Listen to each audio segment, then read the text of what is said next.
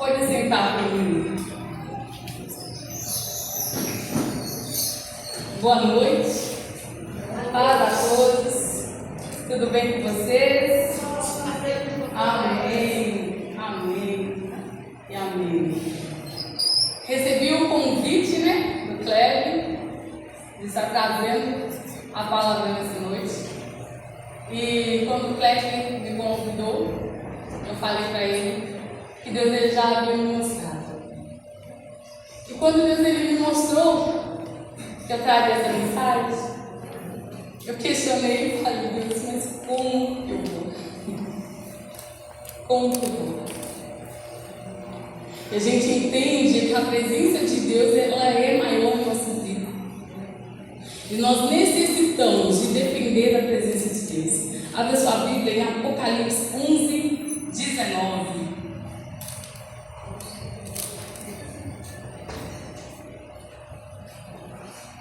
Estamos em uma pré-trimestre, juntamente com a juventude, Mike? E Deus ele tem algo a ministrar em nossos corações.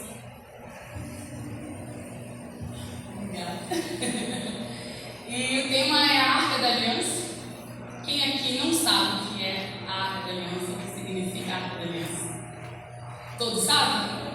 Amém. Apocalipse 11, 19. Está escrito assim: abriu-se então o santuário de Deus, que se acha no céu, e foi vista a arca da sua aliança no seu santuário, e sobrevieram relâmpagos, vozes, trovões, terremotos e forte chuva de granizo. Porque esse versículo ele nos remete, à vitória de Deus, o estabelecimento do reino de Deus.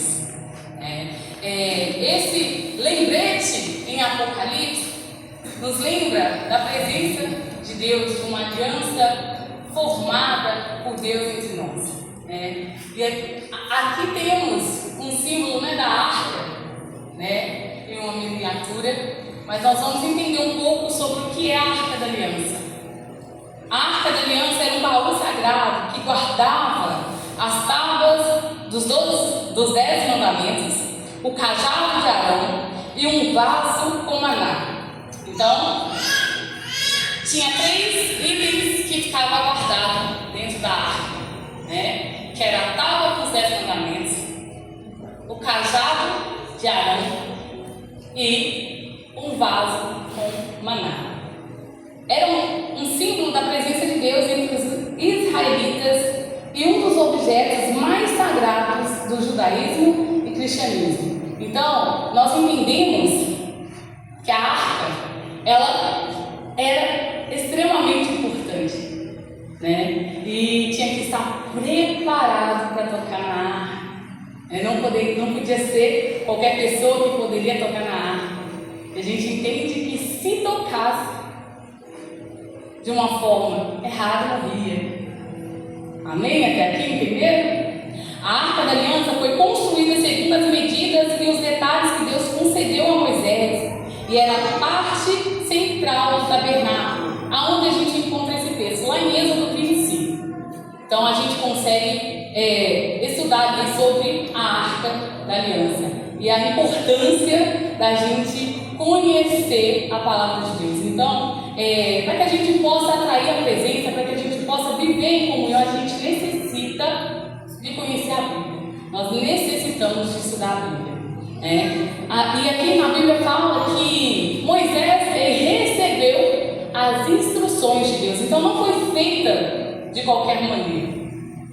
Teve ali as instruções de Deus e ele seguiu todas as instruções da forma que Deus ordenou. A arca é um baú retangular, feito de madeira de acácia e revestido por dentro e por fora de ouro puro. Tinha 1,10 metros de comprimento e 70 centímetros de largura e altura. Seus lados tinham uma moldura de ouro puro à volta. Está escrito também em Êxodo 25, do 10 ao 11. A tampa da arca era de ouro e tinha 2 querubins virados cujas asas cobriam a tampa. Então aqui nós estamos entendendo o que era a Arca da Aliança. A arca também representava a pureza de Deus. Quem tocasse na arca indevidamente morreria. Está escrito em Samuel 6, do 19 ao 20. Então a Bíblia conta que uma certa vez a arca foi transportada de uma forma que não era para ser, e os bois ali tropeçaram e usar, então, como um gesto de querer ajudar, ele tenta segurar a arca. E no momento que ele tenta segurar, o que acontece com ele? Ele morre, né? Ele morre. A Bíblia fala também que Davi, então, ele fica, e ele deixa essa arca, então, por 3 meses na casa de Obed-edom, né? Então a arca ficou lá por 3 meses. E aí a gente entende que as coisas de Deus, ela é feita com pobre e com decência. Nós devemos fazer aquilo que Deus ele nos ordena. Então assim, não é pela boa intenção. Nós necessitamos de seguir a Bíblia. Nós necessitamos de viver a palavra de Deus, de fazer aquilo que Deus nos ordena. E quando a gente tenta fazer por nós mesmos, a gente tem consequências. E foi o que aconteceu com o Zá. Ele não podia tocar, né? Estava sendo transportado da forma errada, sim, mas ele não podia tocar. Então o que ele fez? Ele tocou e ele morreu, né? Nada impuro podia entrar na presença de Deus. Então a gente conhece as Escrituras e a gente sabe que naquele tempo, se a pessoa ela fosse diante de Deus de uma forma errada, ela morria. Se ela subisse diante de Deus, não está de Deus, na presença de Deus, de uma forma errada, ela morria. Então eles amarravam ali uma corda com um sino, para que se parasse de tocar, eles puxassem.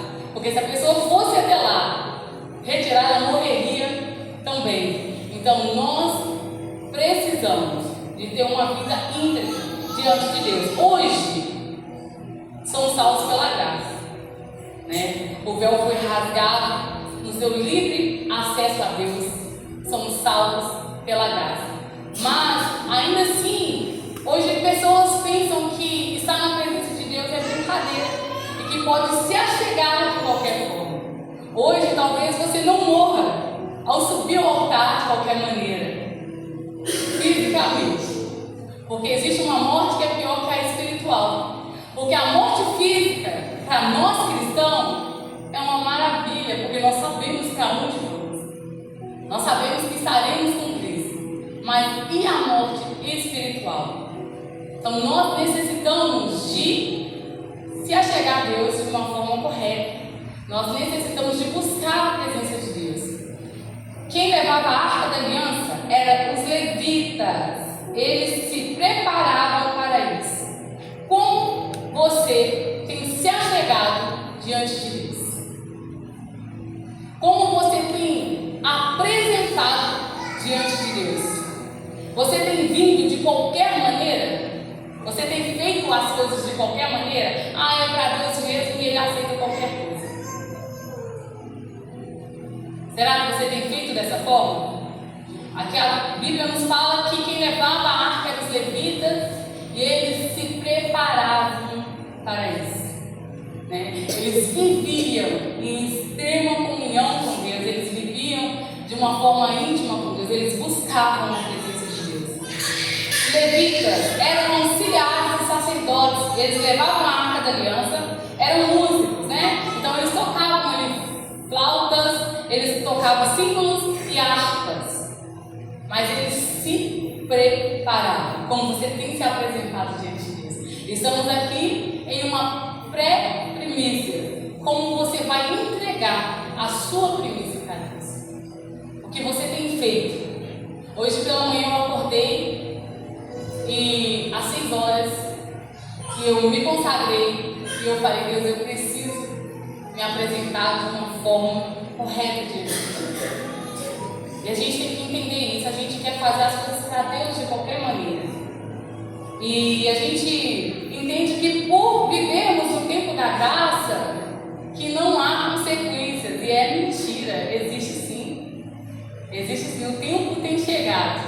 que um dia nós prestaremos conta diante de Deus. O que você tem feito? Quais têm sido as suas obras? Eram sagrados e dependentes de Deus. Você tem se santificado? Você tem vivido em santidade? Podemos chamar vocês de sagrados, dependentes de Deus? Nós necessitamos de depender de Deus. A Arca da Aliança ficava no tabernáculo, em um lugar especial, um lugar santíssimo, ou santo dos santos. O que representa a Arca da Aliança? Alguém? O que a Arca da Aliança representa? A presença de Deus. E a gente entende que o véu foi rasgado, e hoje a gente não precisa mais do símbolo, que é a arca, mas a presença de Deus, ela habita dentro de mim e de você. E aí, o que você tem feito? Como você tem se preparado para guardar dentro de você a presença de Deus? Como você tem se consagrado? Como tem sido a sua vida lá fora? A gente costuma dizer que ser crente aqui dentro é muito fácil. Aqui está todo mundo, né? Na paz, adorando, orando. E lá fora, quem tem sido você lá fora? Você hoje é o templo do Espírito Santo. E aí? Como está o seu templo? Como está você? Como está a casa de Deus? Como tem sido a presença de Deus dentro de você? Você precisa viver em santidade. A Arca da Aliança desapareceu, provavelmente, no tempo que Jerusalém foi destruída pelos babilônios. Eu vou pedir que vocês abram a sua Bíblia em Jeremias 3. Jeremias 3, do 16 ao 17.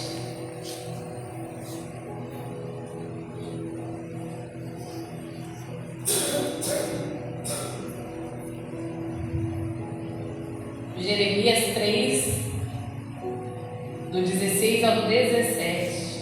Amém? Vou esperar quem está procurando.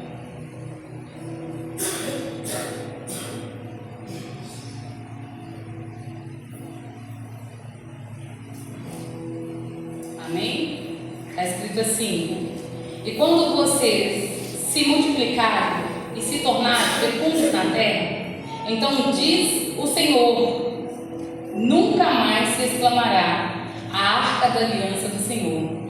Ela não lhes virá à mente, não se lembrarão dela, nem dela sentirão falta. E não se fará outra. Naquele tempo chamarão Jerusalém de trono do Senhor. Nela se reunirão todas as nações em nome do Senhor, e já não andarão segundo a dureza do seu coração maligno. Então, a Bíblia nos diz da seguinte maneira, para maior compreensão: nós não necessitamos mais de um símbolo, nós não necessitamos mais de fazer uma arca. Jesus, ele desceu, ele se deu por mim e por você. Hoje, nós temos livre acesso ao Pai. Quando eu, quanto você, podemos falar diretamente com Deus. Então nós não necessitamos mais de um objeto. Nós necessitamos da presença, que ela é real e viva dentro de mim e dentro de você. A Bíblia fala aqui sobre o coração, e o nosso coração é enganoso. Nós necessitamos de seguir os propósitos de Deus. Se a gente olhar para dentro de nós e pensarmos somente da maneira que a gente acha que tem que pensar, o nosso coração vai nos enganar. Nós necessitamos da dependência de Deus, nós necessitamos de depender de Deus, nós necessitamos de buscar a presença de Deus. E muitas das vezes a gente deixa de falar com Deus, a gente deixa de buscar a presença de Deus, e a gente começa a se esfriar diante de Deus. Muitas das vezes a gente fala assim: não, eu dependo de Deus, não, eu Eu confio demais em Deus. E na hora das lutas, quem tem sido você na hora da luta? Quem tem sido você no momento de dificuldade? Vamos ler Oséias. Oséias 4, 6. Não precisa abrir, vou ler rapidinho para vocês. Está escrito assim, ó: meu povo foi destruído por falta de conhecimento. Meu povo foi destruído por causa de quê? Por falta de conhecimento. Porque rejeitastes o conhecimento, eu também te rejeitarei, para que não sejas sacerdotes diante de mim. E vistos que te esquecestes da lei do teu Deus, também eu me esquecerei de teus filhos. Então, a Bíblia nos fala que meu povo foi destruído por falta de conhecimento do quê? Da Bíblia, da palavra, de saber quem é o Deus que nós servimos, de entender o que é realmente depender de Deus. Ele fala mais, porque rejeitastes o conhecimento. Quantos hoje, dentro da igreja, têm rejeitado a palavra de Deus? Algumas pessoas têm falado, eu vou viver tal parte, então eu não necessito tanto de viver. A Bíblia, ela é precisa de Gênesis a Apocalipse. Aí daquele tirar uma vírgula. Então nós necessitamos de viver a Bíblia de Gênesis a Apocalipse. A gente não pode viver uma parte e anular a outra, a gente está errado. Então nós não podemos abrir mão de conhecer, de ter entendimento de quem é Deus. Precisamos do conhecimento de Deus. Eu vou falar uma coisa para vocês que é triste, digamos assim. O diabo conhece a Bíblia de Gênesis a Apocalipse. E você? O que você conhece da Bíblia? Qual é o seu conhecimento da Bíblia? Quem tem sido você diante de Deus? O diabo é sujo. O diabo conhece a Bíblia de Gênesis a Apocalipse. E quando o diabo vem para nos tentar, ele vem com a palavra. Ele tenta nos ganhar com a palavra. E aí? Quem é maior? Quem está em você ou o diabo? Você conhece a palavra? Você tem argumento? A Bíblia nos conta que Jesus ele foi tentado pelo diabo. Jesus, sendo homem, ele conhecia e ele vivia a palavra de Deus. E você tem vivido a palavra de Deus? Hoje não precisamos mais da arca, mas sem faltar da busca pela presença. Pensa por um minuto. Quem é você diante de Deus? Quem tem sido você quando alguém te procura precisando de ajuda? Quem tem sido você diante de Deus? Quem tem sido você quando o seu irmão ao lado está sofrendo, está necessitando de uma palavra? Quem tem sido você? Será que você tem vivido essa presença? Será que você entendeu o real sentido de ser cristão? Romanos 3, 23 a 24, não precisa abrir, está escrito assim: pois todos pecaram e estão destituídos da glória de Deus, sendo justificados gratuitamente por sua graça, por meio da redenção que há em Cristo Jesus. Então a Bíblia fala assim, todos pecaram. Não existe ninguém melhor que ninguém. Não existe ninguém mais santo que ninguém. A Bíblia fala assim, todos pecaram. E nós temos entendimento que não existe dimensão do pecado. Pecado é pecado. Então todos pecaram. Mas a Bíblia nos fala assim, sendo justificados gratuitamente por sua graça. É de graça. A presença de Deus é de graça. Todos têm o direito de se arrepender e se consertar diante de Deus. É gratuito, a Bíblia nos fala que é gratuito. Então nós não podemos nos achar melhor que o outro. Nós temos que ajudar uns aos outros. Os tempos têm sido difíceis.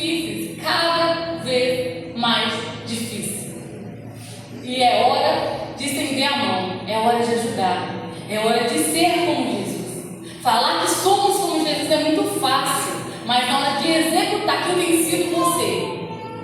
Jesus, por onde ele passava, ele fazia diferença. Por onde ele passava, saía dele virtude. Quem tem sido você diante de Deus? Não merecemos, mas a graça de Deus nos alcança todos os dias, amém? Nós não merecemos, mas a graça de Deus nos alcança todos os dias. A misericórdia de Deus tem nos alcançado todos os dias. Temos livre acesso a Deus. Você tem livre acesso a Deus? Você crê nisso? Você tem usufruído do seu livre acesso a Deus? É uma honra termos esse livre acesso. Em Êxodo 33:15, Deus ele fala para Moisés. Então Moisés declarou: se não fores conosco, não nos envies. Senhor, sem a tua presença, eu não irei. E aí, qual tem sido a tua escolha? Sem a tua presença, eu não irei. Voltando ao convite. Então, fui convidada a trazer a palavra. E para quem me conhece, todos sabem, há exatamente um mês eu tenho vivido uma dor inexplicável. Eu não sei falar para vocês a dimensão dessa dor. Mas eu falo para vocês que a presença de Deus tem me alcançado todos os dias. Que o amor e a misericórdia de Deus tem me alcançado todos os dias. No dia que tudo aconteceu, imediatamente eu recebi uma mensagem que dizia: não questione, não pergunta por quê, mas pergunte para quê. E desde esse dia, 14 de março, eu não questionei, mas tenho ido. E como tenho ido? Como tem doído? Está doendo, mas a presença me acompanha todos os dias. Mas a presença tem me sustentado todos os dias. Não foi fácil. Tive crise de ansiedade, não dormi por algumas noites, não comi por alguns dias. E eu falei: Deus, eu não posso ficar dessa forma. Essa não é a minha identidade. Me ajuda. Eu não posso parar. Eu não posso parar. E eu tenho buscado caminhar todos os dias, mas não tem sido fácil. Mas Deus, através do teu imenso amor, Ele tem me alcançado todos os dias.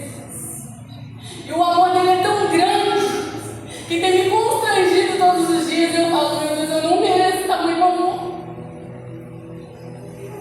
Eu não mereço tamanha presença. Eu não sou digna de nada, mas a tua graça me alcança todos os dias. Viver propósitos dói. Eu não sei o que você tem passado. Eu não sei qual o tamanho da tua luta. Mas a presença de Deus é maior. E nós não podemos ir a lugar nenhum que a presença de Deus não esteja. Nós precisamos fazer como Moisés: tem a tua presença, eu não irei. Eu preciso da tua presença. Eu preciso da tua misericórdia. Quem sou eu para questionar a vontade de Deus? Quem sou eu para me revoltar e falar: eu não vou fazer mais nada? Quem sou eu? Maiores são as coisas que Deus tem feito em minha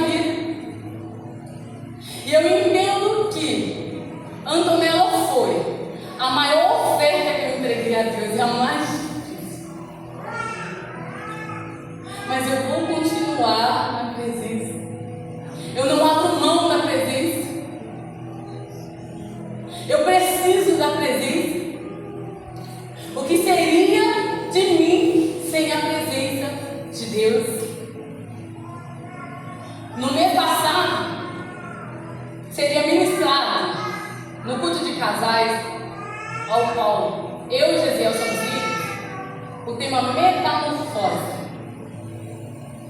E Deus nos entregou esse tema, foi feito todo um estudo, mas a gente não entendeu que era para nós. Que essa metamorfose seria nas nossas vidas. E Deus ele é Deus de detalhes. Deus ele já estava trabalhando nos detalhes. Compramos um nome, colocamos na porta, borboletas. Recebi um presente, escrito fé, borboletas.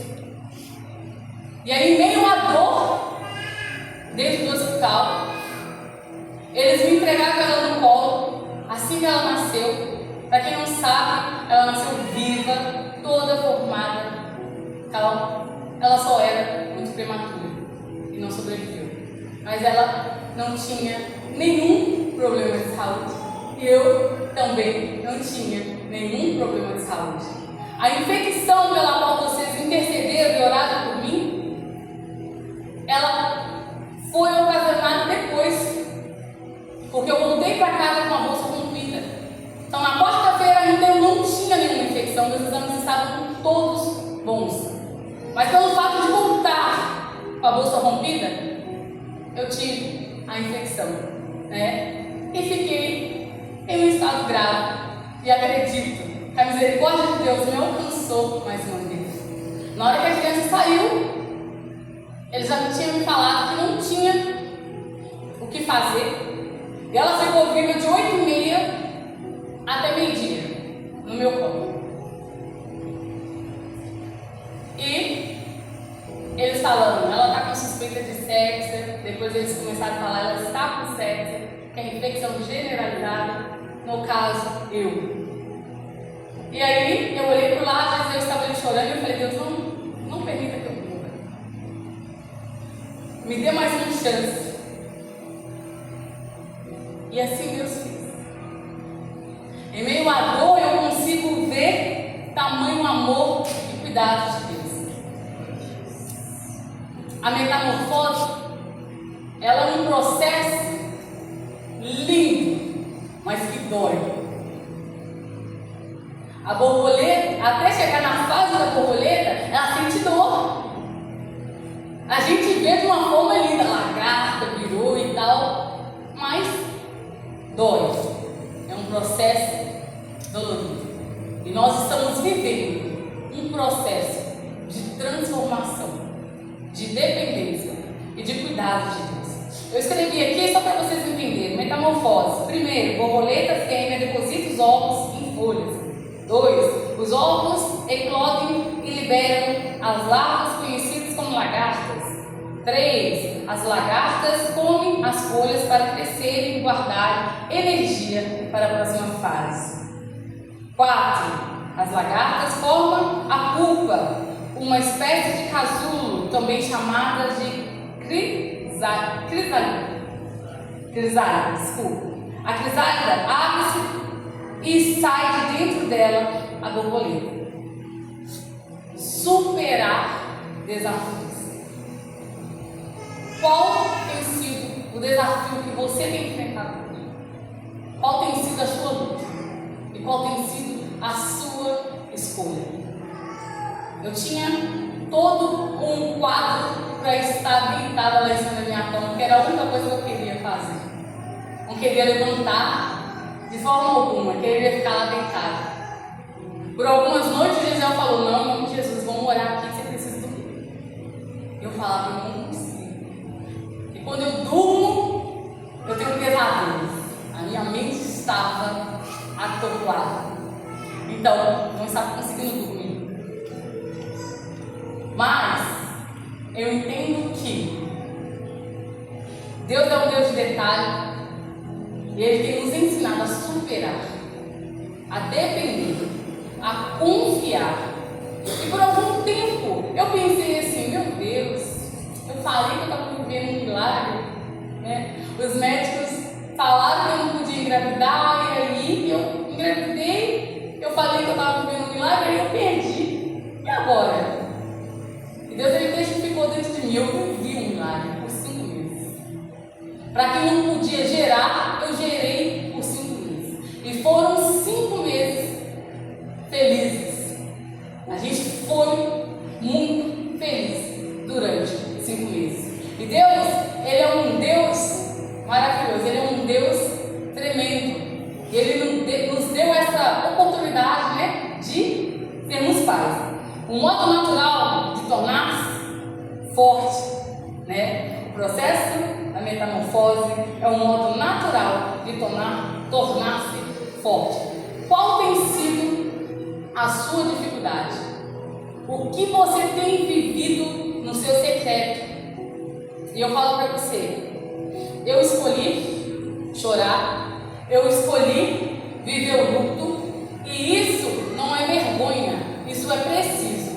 Muitas das vezes a gente pensa que por sermos cristãos que a gente não pode chorar, que a gente não pode ficar triste, e é mentira, a gente precisa depender de Deus. O sofrimento não pode ser a minha identidade, mas o sofrimento, ele é real e ele existe. Então, eu não sei o que você tem vivido, mas se você precisa de ajuda, busque. Dependa de Deus. Entenda que nós servimos um Deus imensurável, um Deus maravilhoso, um Deus que pode todas as coisas. A Bíblia nos fala que hoje nós podemos fazer obras maiores do que Jesus fez. Quem foi Jesus? O que Jesus fez? Jesus ressuscitou, Jesus libertou, Jesus curou. Quem tem sido você na presença de Deus? Entendemos que hoje a arca, ela é apenas um símbolo. A presença de Deus não está mais na arca, a presença de Deus está dentro de mim, dentro de você. Quem tem sido você diante de Deus? Fique de pé.